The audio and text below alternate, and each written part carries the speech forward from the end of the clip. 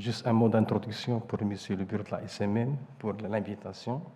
Mes félicitations également pour la qualité extraordinaire, c'est l'habitude de tout le monde, l'organisation et le programme scientifique. Je vous demande de les applaudir très fort. C'est vraiment excellent et c'est l'avis de tout le monde. Donc, on m'a chargé de vous parler de la maladie rénale chronique associée à l'obésité. Comme vous le savez, le surpoids et l'obésité, c'est une accumulation excessive ou anormale qui présente un problème ou un impact pour la santé.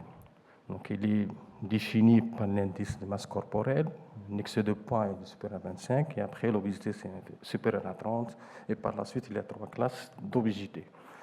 Donc, il faut faire la différence entre l'obésité définie par un IMC supérieur à 30, mais sans impact pour la santé, et l'obésité clinique, c'est-à-dire associée à un impact clinique, c'est-à-dire atteinte de plusieurs organes, le système nerveux central, l'appareil urinaire, le métabolisme, le foie, etc. C'est un nouveau modèle de diagnostic qui a été établi par un groupe d'experts, mais qui n'est pas encore validé.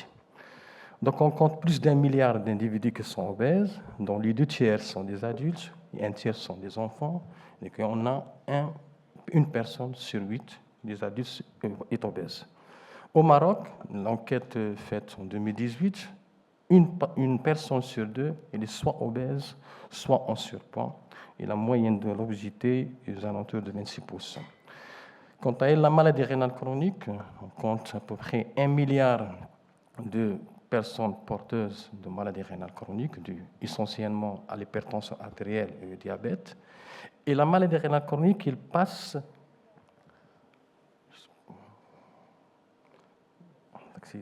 donc, il passe de la 19e place jusqu'à la 5e place comme principale cause de mortalité derrière les AVC, les maladies cardiovasculaires et les maladies respiratoires obstructives. Au Maroc, la maladie rénale chronique, c'est 5% en moyenne selon les données de l'étude Marimar. Donc, en 2022, 2,5 milliards d'adultes sont en surpoids. Et la prévalence mondiale de l'obésité a plus que doublé entre 1990 et 2022. Encore, entre 2010 et 2035, on va avoir le double. Donc, on aura un quart de patients, de personnes en obésité, une personne sur 2 en surpoids.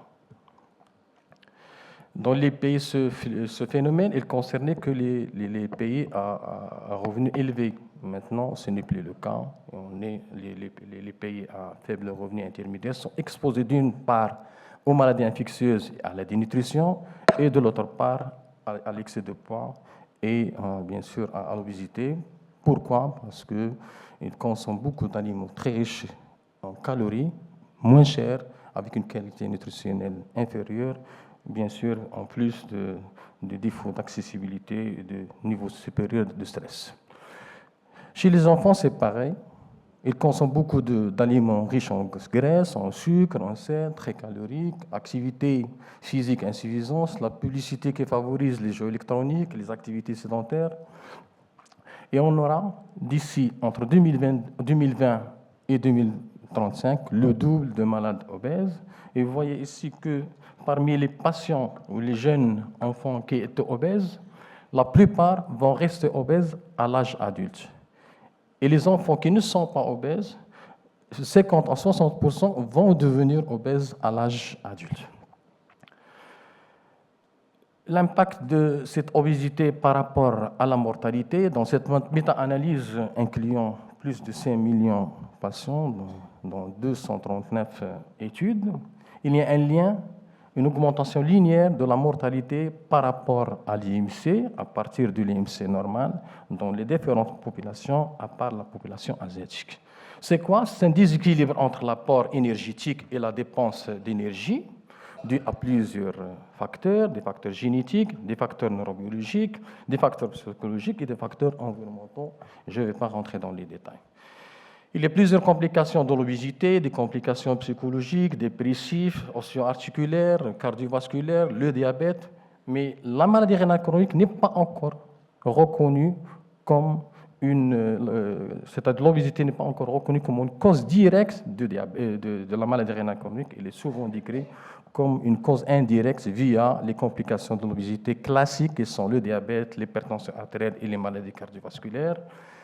Les personnes touchées par l'obésité ont plus de 83% de risque d'avoir une maladie rénale chronique. 25% des femmes, maladie rénale chronique, ont soit un surpoids ou une obésité. La prévalence de l'obésité chez les malades rénales chroniques, stade 1 à 3, les 2 tiers ont un tour de taille élevé, le 1 tiers sont soit obèses, soit avec une obésité sévère.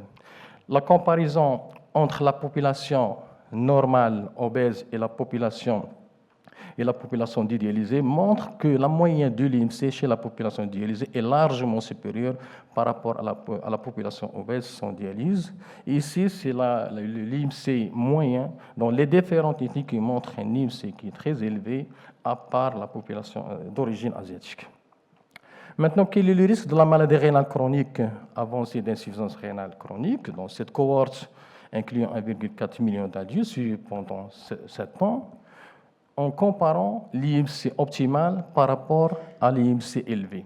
Donc, il y a une augmentation de 200% du risque d'avoir soit une maladie rénale chronique stade 4 ou 5 ou une évolution vers l'insuffisance rénale chronique terminale, quel que soit le sexe et quel que soit l'âge. Dans cette revue, une autre revue, un demi-million, avec comme objectif l'association entre la progression de la maladie rénale chronique et la mortalité, il y a une courbe linéaire entre l'IMC et la progression de la maladie rénale chronique et une courbe en forme de U entre l'IMC et la mortalité. Là encore, relation linéaire entre l'IMC élevé et le BSDFG, et là, un rapport taille autour de taille-hauteur est plus élevé est associé également à un risque de déclin très important de DFG. Chez les enfants obèses, dans cette étude, ils ont montré qu'ils vont faire apparaître des signes d'albuminurie avec ou sans présence d'hypertension artérielle et de diabète avant l'âge de 30 ans. Le paradoxe de l'obésité, chez les malades qui ont une insuffisance rénale très avancée en dialyse, donc ils ont une survie meilleure par rapport à la population obèse sans insuffisance rénale. Ça a été expliqué par que ces patients-là ont une résistance contre les infections, une stabilité cardiovasculaire, une pression artérielle légèrement élevée par rapport aux autres et ont moins d'inflammation et beaucoup de lipoprotéines qui antagonisent l'effet des anthocyanes. Sur le plan physiopathologique, donc il y a 3 mécanismes, des phénomènes de précipitation qui entraînent un ensemble de stimulation de la leptine, de l'angiotensinogène, l'augmentation de l'insuline résistance qui vont entraîner l'augmentation de corticoïdes, de l'insulinémie, l'hyperglycémie, qui vont entraîner une série de réponses pathologiques, une hyperperméabilité, hyperfiltration, une hypertension glomérulaire, des lésions inflammatoires tubulaires, de l'atrophie tubulaire qui vont donner par la suite des lésions de glomérulosclérose et tubule interstitielle. D'une manière générale, la maladie rénale chronique, soit elle est due aux maladies liées à l'obésité classique, le diabète, l'hypertension artérielle, les maladies cardiovasculaires, par des effets neuroendocriniens, comme on a vu tout à l'heure, l'hyperinsulinémie, l'insuline résistance, l'augmentation de la leptine, et bien sûr les mécanismes d'oxydation et d'inflammation. Arrivons maintenant aux risques et bénéfices de la perte de poids dans la maladie rénale chronique. D'une part, il y a une chance d'avoir une réduction de la progression de la maladie rénale chronique, réduction du risque cardiovasculaire, réduction d'arrivée au stade d'insuffisance rénale et augmentation des chances d'être transplanté. Par contre, on a un risque d'obésité paradoxale et bien évidemment le risque d'avoir une malnutrition. L'intervention idéale, c'est une intervention qui doit être efficace juste après l'intervention. Il doit durer dans le temps. Il faut qu'il soit abordable pour la plupart des patients. Il faut qu'il préserve la fonction rénale et préserve également la masse musculaire. Les options thérapeutiques, il y en a beaucoup. Il y a des changements de comportement et des changements de mode de vie qui n'ont pas vraiment un impact très important. L'association des changements de mode de vie avec les médicaments, principalement la semaglutide, donne une perte de poids aux alentours de 10%. Les nouveaux médicaments, ils font un peu plus, 15%. Et bien sûr, la chirurgie bariatrique reste le traitement le plus efficace. L'impact des mesures hygiéno-diététiques dans cette cohorte, il montre qu'il y a une baisse de poids en fonction des catégories Et il y a le DFG chez les patients qui ont une maladie rénale chronique 2 et 3, il n'y a pas de changement de DFG, sinon il y a une amélioration de DFG. Contrairement aux malades qui avaient un DFG normal, il y a une légère baisse, mais qui n'est pas significative. Si on compare l'intervention intensive sur le mode de vie par rapport à l'éducation chez les diabétiques, sur 9 ans, il y a moins de 30%, 31% de risque d'avoir une insuffisance rénale chronique chez les patients qui ont bénéficié de l'intervention intensive sur le mode de vie. La diète pauvre en graisse, par rapport au régime méditerranéen et par rapport au régime pauvre en graisse, déjà par rapport au stade, les malades rénales chroniques stade 3 bénéficient mieux par rapport au stade 2 et 1, plus 7% d'amélioration de DFG par rapport à 3%, et le régime cétogène fait mieux que le régime pauvre en graisse. Arrivons maintenant aux médicaments. Donc, comme vous savez, les incrétines, ça a été déjà détaillé avant-hier par le professeur Boata, sont des hormones sécrétées par l'intestin et le dédénome, qui ont plusieurs actions au niveau du pancréas, au niveau de l'estomac, augmentation de l'insulinsécrétion, diminution des vidanges gastriques, diminution de l'apport alimentaire, l'augmentation de la cardiopression, etc. Et ça a été démontré que les agonistes des récepteurs de GLP-1 ont des effets positifs sur les événements cardiovasculaires chez les patients diabétiques avec obésité, plusieurs études, l'IDES, Sustain, Harmonie, moins de 13% de mortalité, moins de 25% d'AVC non mortel, moins de 22% d'avoir un infarctus du myocarde et moins de 12% dans cette étude-là d'avoir un AVC non mortel. L'étude floue, l'impact sur le déclin de DFG sur une population de malades rénales chroniques diabétiques ayant une obésité stade 1. Donc, le semaglutide 1 mg une fois par semaine par rapport au placebo a montré moins 24% de réduction d'avoir un événement rénal. L'étude STEP, là, il n'y a pas de diabète, ce sont des malades qui ont une maladie rénale chronique et obésité. Ils ont comparé la semaglutide par rapport au placebo, semaglutide 2,4 par rapport à 1, semaglutide plus les mesures énergétiques. D'une manière générale, il y a une baisse entre 7% et 14% de perte de poids. En plus de ça, dans cette étude-là, il y a moins de 20% d'amélioration ou de baisse de la microalbuminurie chez le groupe semaglutide 2,4 par rapport au placebo et moins de 15% dans le groupe semaglutide 1 mg. Les coagonistes, les nouveaux médicaments qui sont indiqués dans le diabète et également dans l'obésité. Dans cette étude SURPASS, ils ont comparé le tirzepatide, 5, 10 et 15 mg par rapport au placebo, par rapport à l'insuline lente et par rapport au placebo, avec comme objectif la survenue des événements cardiovasculaires. On constate, en fonction, quelle que soit la dose, il y a une baisse importante, d'une part, de l'hémoglobine glyquée. Ce qui nous intéresse, c'est la baisse importante du poids, et ce par rapport à la dose. Donc, plus la dose de tirzepatide est augmentée, plus la perte de poids est importante, quel que soit le poids de départ.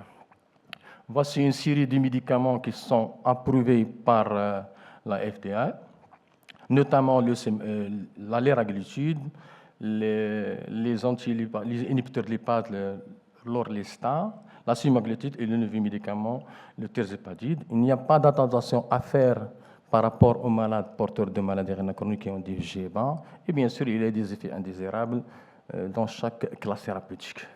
Arrivons maintenant à la chirurgie bariatrique par rapport au traitement médical chez des malades porteurs de maladies rénales chroniques.